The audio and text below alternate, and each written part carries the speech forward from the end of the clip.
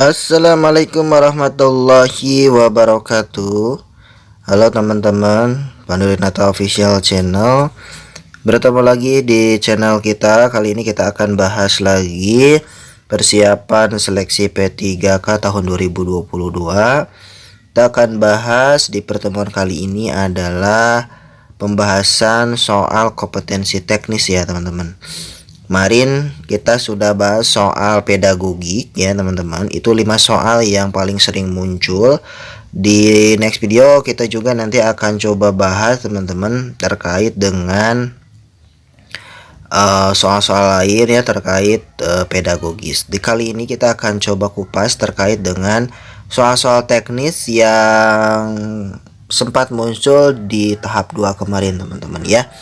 Oke, bagi teman-teman yang baru menemukan channel kita, jangan lupa untuk di subscribe dulu channel kita, nyalakan juga tombol notifikasinya agar teman-teman yang pertama dapat update terbaru terkait info seputar P3K ya teman-teman, yang sebentar lagi akan dibuka.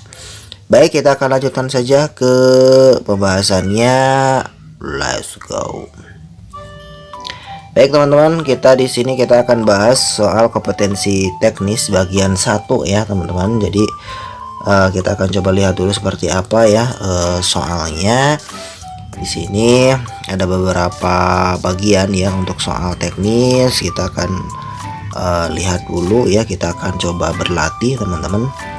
Silakan untuk rekan-rekan bisa menyimak penjelasan kita dan juga nanti coba teman-teman tebak jawabannya, lalu bisa di pause ya video kita ya sebelum kita akan lanjut ke pembahasan. Di sini nomor 1 teman-teman,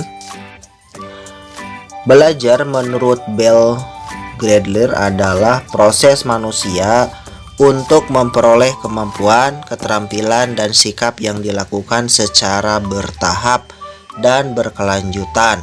Proses belajar ini berlangsung A. pada saat seseorang sedang bersekolah, B. dari bayi sampai tua, C. pada waktu siswa sudah siap, D. pada waktu seorang sedang belajar. Jadi ini adalah teori belajar ya dari Bell Gradler ya teman-teman.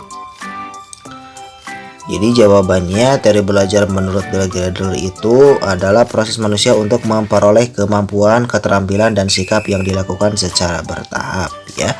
Jadi proses belajar ini berlangsung ada ya, berlangsung pada, nah di sini jawabannya adalah B ya, dari bayi sampai tua ya. Jadi sepanjang hayat teman-teman. Ya, kita lanjut ke nomor 2.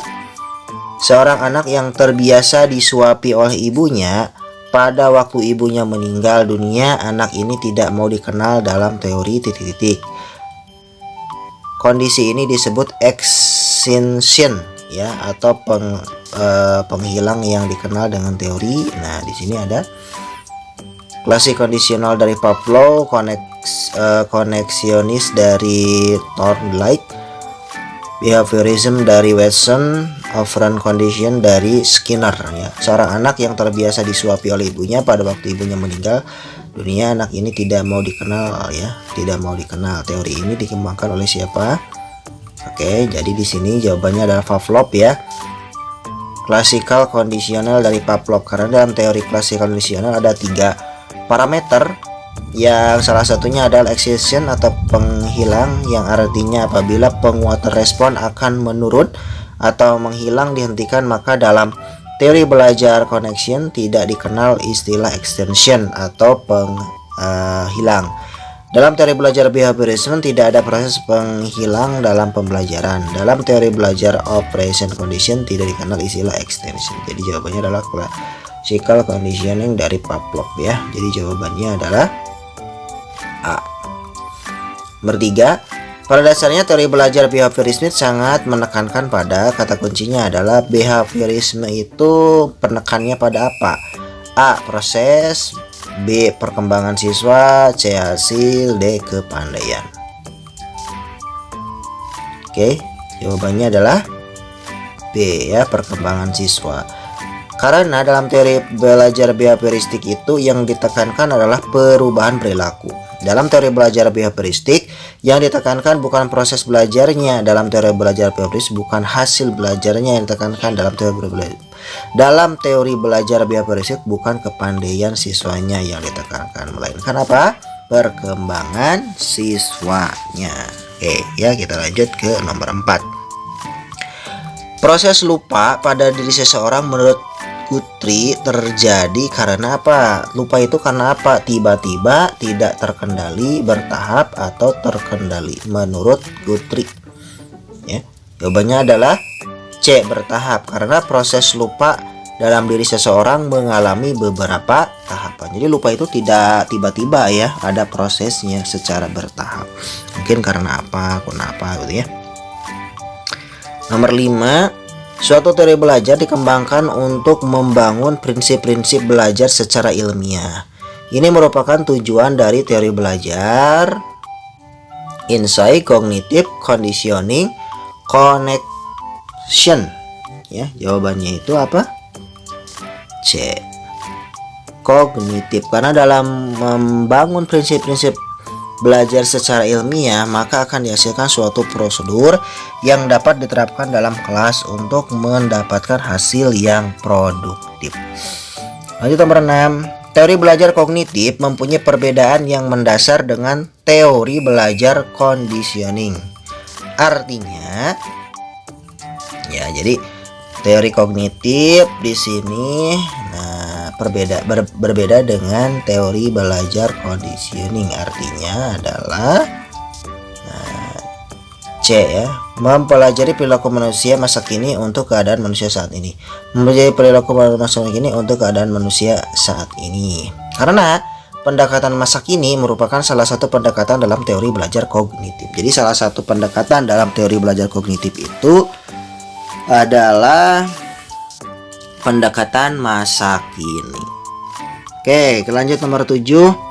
Penerapan teori belajar dari Brunner dalam pembelajaran sebaiknya memperhatikan hal-hal berikut ini, kecuali A. Membantu siswa agar dapat melihat adanya hubungan konsep yang satu dengan yang lain.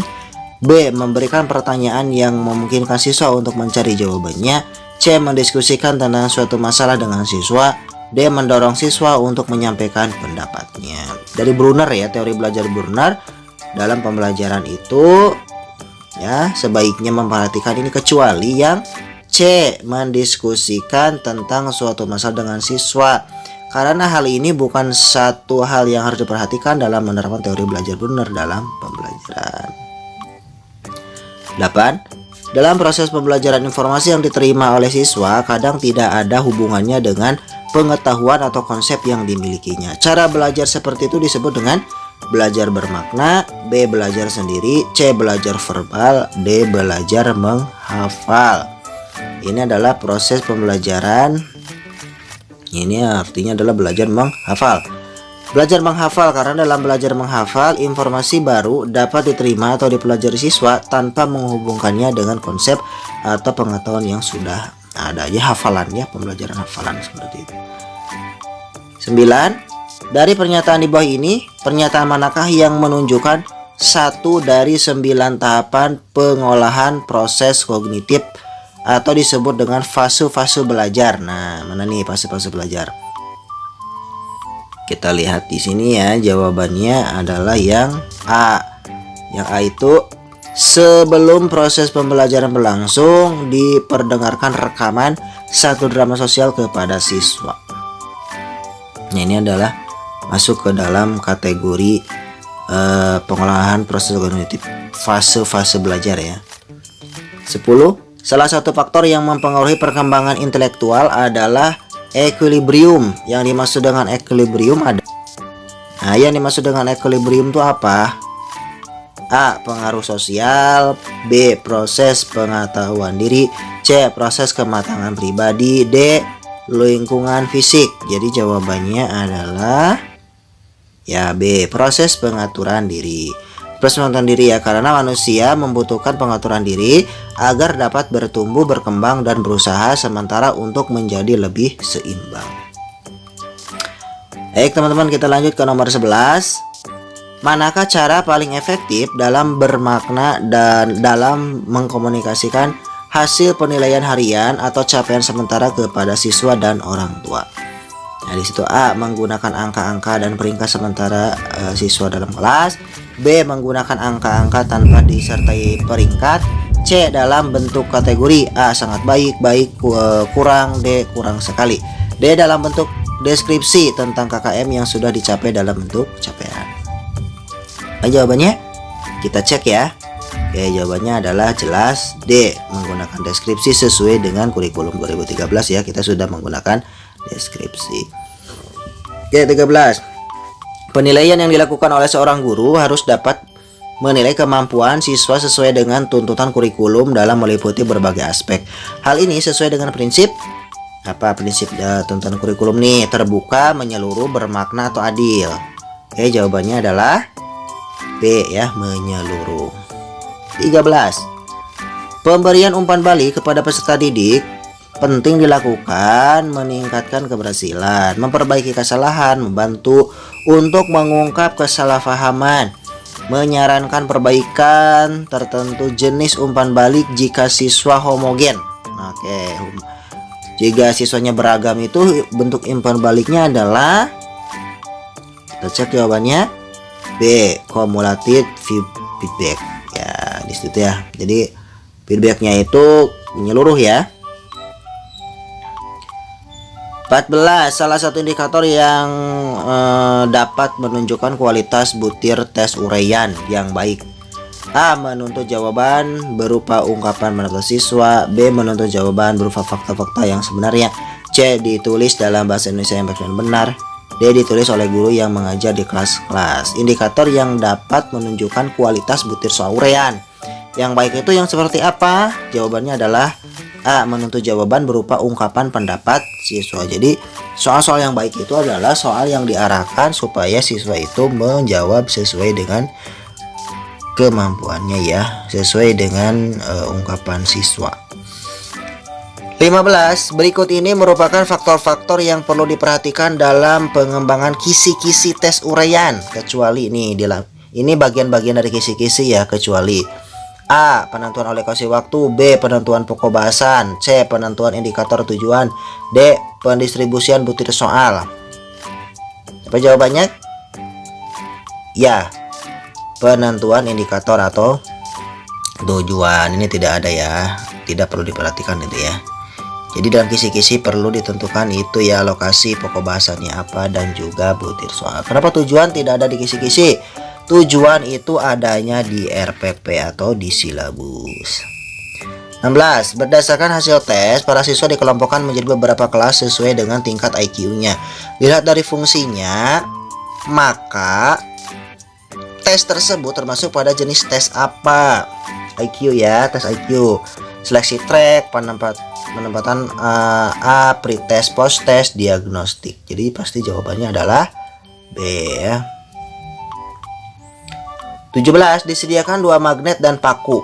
Siswa melakukan percobaan tarik-menarik kutub medan magnet. Komponen tujuan pembelajaran yang kurang dari hal tersebut apa? A, cognition track. B, behavior and degree. C, condition and degree. D, degree. Ini berkaitan dengan tujuan nih ya. Tujuan itu teman-teman kan tahu ya, itu kita pernah dibahas di pertemuan video sebelumnya. Itu ada ABCD kan ya, audien, behavior, condition, dan degree. Audiennya itu siswanya, behavior itu yang dihasilkan, kondisinya seperti apa ya, dan degree-nya ya, hasilnya seperti apa ya. Nah, jadi di sini teman-teman, kira-kira yang tidak ada ini apa ya? Disediakan 2 magnet dan paku ya, di situ disediakan 2 magnet dan paku ya. Oke, di sini bagi bagian ya. Ini ada siswa melakukan percobaan. Nah, ini ya, melakukan percobaan tarik menarik kutub medan magnet. Nah, ini baru ada berapa nih? Nah, yang tidak ada itu apa ya? Ya jelas ya, jawabannya adalah degree-nya ya, tidak ada ya. Degree itu itu yang dihasilkan misalkan dengan baik, dengan benar. Nah, kondisinya mana nih? Yang dihasilkan ya, kondisinya disediakan 2 magnet dan paku. Ini kan baru behavior ya. Siswa ini baru ininya ya, audiennya kan melakukan percobaan tarik menarik kutub magnet. Yang belum ada ini adalah degree ya, degree-nya ya teman-teman ya, degree-nya nih tidak ada ya. Jadi jelas jawabannya adalah D ya, jawabannya adalah D, degree. Jadi mau seperti apa nanti siswa itu hasil akhirnya, misalkan biasanya kalau degree itu dengan baik, dengan benar, dengan sempurna ya, dengan rapi. Nah, itu adalah kata-kata degree. Sementara di sini baru ada itu hasil ya, disediakan 2 magnet, kondisi siswa itu audiennya melakukan percobaan dari menarik, itu baru ada kondisinya ya, behavior maaf gitu.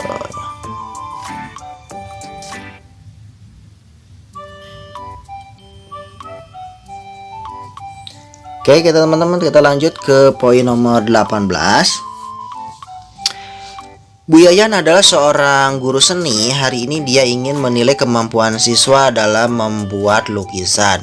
Selain hasil lukisan, siswa yang dinilai teknik dalam menggambar, cara menggunakan alat dan perlengkapan, dan juga sikap siswa dalam menghargai karya temannya juga menjadi acuan dalam penilaian. Dalam hal ini, Bu Linda telah menerapkan prinsip sahih, objektif, menyeluruh, sistematis. Jadi jawabannya adalah menyeluruh ya teman-teman. 16. Dengan melihat hasil pretest, seorang guru dapat mengetahui bahwa 3 dari 8 soal yang diberi mampu dijawab hampir seluruh siswa dengan benar. Jika Anda sebagai guru, manfaat apa yang dapat dipetik dari informasi tadi ya, pretest ya? Jawabannya adalah C. Materi yang telah dikuasai siswa tidak perlu diajarkan lagi pada proses kegiatan belajar mengajar. Kita lanjut teman-teman ke nomor 20. Dalam rangka menilai tingkat keberhasilan pembelajaran, maka perlu dilakukan penilaian dalam bentuk tes. Di dalam penilaian dikenal dengan istilah tes formatif dan tes sumatif. Apa perbedaannya? Oke, jawabannya adalah C. Cakupan materi dan waktu pelaksanaan. Udah jelas ya, tes formatif itu biasanya ulangan harian, sumatif itu biasanya di akhir semester ya, atau di akhir tahun ya teman-teman ya. Jadi seperti itu ya. Dan cakupan materinya kalau formatif itu bisa per bab ya, atau per subbab. Sementara untuk sumatif itu bisa per berapa tema gitu ya, dan biasanya dilakukan per 4 bulan sekali atau 3 bulan sekali. Oke, kita lanjut ke nomor 21. Penilaian dilakukan oleh seorang guru harus didasarkan pada prosedur dan kriteria yang jelas. Tidak dipengaruhi subjektivitas penilai. Hal ini sesuai dengan prinsip penilaian, yaitu adalah objektif ya. Objektif adalah jelas ya, didasarkan pada prosedur dan kriteria yang jelas dan tidak subjektif. 22. Dari banyaknya definisi atau batasan yang dikemukakan oleh para ahli, namun esensi dari pengertian penilaian portofolio itu adalah, jawabannya adalah A. Kumpulan hasil karya siswa. Udah jelas, portofolionya itu adalah kumpulan hasil karya siswa kalau di dalam ruangan kelas ya. Kalau di kampus yaitu kumpulan karya mahasiswa berarti ya. Oke, 23. Untuk mencegah terjadinya jawaban siswa yang sangat beragam, jenis tes uraian yang paling tepat digunakan adalah, oke, jawabannya adalah uraian terbatas teman-teman. Jadi ada uraian bebas, ada uraian terbatas. Teman-teman itu membatasi jumlahnya. Misalkan siswa itu harus menjawab 2 atau 3, jelas dibatasi. Kalau uraian bebas itu tidak ada batasan ya, itu sesuai dengan keinginan siswa dan biasanya lebih kepada mengarang gitu ya kalau di dalam bahasa Indonesia. 24. Dalam rangka menilai tingkat keberhasilan pembelajaran, maka perlu dilakukan penilaian dalam bentuk tes. Di dalam penilaian dikenal dengan istilah tes formatif dan tes sumatif. Apa perbedaannya? Udah tadi kita udah jawab ya, itu cakupan materi dan waktu ya. Oke, jawabannya adalah cakupan materi dan waktu. 25. Seorang peserta didik memprotes skor yang diperoleh pada soal nomor 4. dalam ulangan yang telah dilaksanakan. Menurut siswa tersebut seharusnya mendapat skor 5, akan tetapi guru memberikan skor 3. Guru tersebut menjelaskan pembobotan nilai pada soal tersebut dengan menjelaskan kriteria penskoran yang terdiri dari 0 sampai 5. Peserta didik pun mengerti dan menerima skor tersebut. Prinsip penilaian yang dilakukan oleh guru itu apa? Ya, adil ya. Jadi ada bobot ya. Ada bobotnya, itu berarti adil. 26. Seorang guru mengajar pada 2 kelas di sekolahnya. Di kelas pertama terdapat 8 peserta didik yang gagal mencapai KKM, sementara di kelas kedua ada 12 yang gagal mencapai KKM. Langkah yang harus dilakukan guru itu adalah, iya, jawabannya adalah remedial ya, melakukan remedial kepada peserta didik yang gagal di kedua kelas tersebut. 27. Kita 3 soal lagi teman-teman sampai nomor 30 ya. Pembelajaran abad 21 menekankan kepada hal-hal berikut kecuali D. Mengembangkan kreativitas, inovasi, dan keterampilan kognisi. 28. Guru dalam memfasilitasi pembelajaran abad 21 sebaiknya, jawabannya adalah A. Menekankan kepada pengembangan keterampilan belajar. 29. Model pembelajaran abad 21 yang menekankan dihasilkannya produk dan menekankan otonomi belajar sejak mulai merancang, melaksanakan, dan mengevaluasi hasil belajarnya adalah pembelajaran proyek, kooperatif, simulasi, dan diskusi online. Jawabannya adalah pembelajaran berbasis proyek ya. Produk di sini kan ada kata kuncinya teman-teman ya. Produk itu berarti proyek ya teman-teman. Oke, kita lanjut nomor 30, nomor terakhir nih ya. Kita nomor terakhir sampai 30. Jika di silabus ada diksi memecahkan masalah sampah. Nah, ini kata kuncinya ya, memecahkan masalah sampah. Maka itu dapat ditemukan pada komponen silabus bagian apa? Ini urusannya adalah komponen. Ya, komponen silabus ya. Materi, kegiatan pembelajaran, komponen kompetensi dasar, atau yang D indikator. Memecahkan masalah sampah nih, bagian ini nih. Kira-kira ini masuknya ke bagian mana teman-teman? Jawabannya adalah C. Kompetensi dasar. Peserta didik mampu memecahkan masalah sampah. Dari situ bagian-bagiannya terkait dengan itu. Baik teman-teman, kita sudah sampai pembahasan soal dan juga pembahasan sampai nomor 30 tes soal kompetensi bagian 1. Itu saja dulu yang kita bisa persembahkan untuk kali ini. Teman-teman silakan yang belum subscribe channel kita, subscribe dulu, karena nanti kita akan banyak membahas dan coba melihat beberapa formula soal ya terkait dengan tes kompetensi di P3K tahun 2022 ya. Tidak hanya soal kompetensi, tentunya nanti kita juga akan bahas soal-soal yang lain ya terkait dengan tes ini. Di antaranya nanti ada sosial, manajerial, dan juga wawancara ya. Kita akan coba bahas sesuai dengan soal-soal yang pernah keluar di tahun 2021, khususnya di tahap 1 dan tahap 2. Sampai jumpa lagi teman-teman. Terima kasih sudah menyimak video kita. Assalamualaikum warahmatullahi wabarakatuh.